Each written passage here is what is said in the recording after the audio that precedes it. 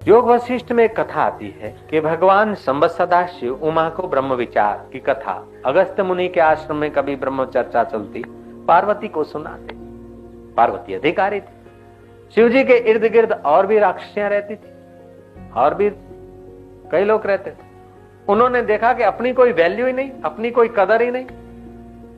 ईर्षा द्वेष अगर ब्रह्म विचार नहीं है तो शिवलोक में जाने के बाद भी ईर्षा द्वेष रहेगा और वैकुंठ में जाने के बाद भी रहेगा। और ईर्षा द्वेष ये हृदय को तपाता रहता है और दुष्कृत्य करने को प्रेरित कर देता है। अगर ब्रह्म विचार नहीं है तो हृदय में जलन होगी, किसी को देखकर ईर्षा होगी, किसी को देखकर द्वेष होगा, कोई वस्तु देखकर लालच होगी। और जब तक ये लालच, इच्छा, द्वेष है तब तक आप अपने घर से बाहर धक्के खाते रहे।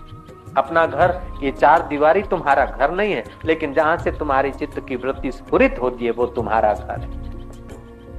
सुबह आप अपने घर से, तुम्हारा शरीर निकलता, रात को अगर नहीं पहुंचे, 2-4 दिन अगर तुम आराम नहीं करो तो महाराज फिर आपका जीवन भी, बाह्य जीवन खतरे में हो जाता है।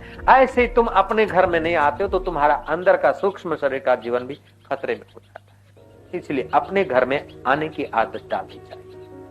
जहां से विचार उत्पन्न होते हैं वहां आने की आदत डालनी चाहिए। स्थूल शरीर स्थूल भूतों से अलग नहीं हो सकता है, सूक्ष्म शरीर सूक्ष्म भूतों से अलग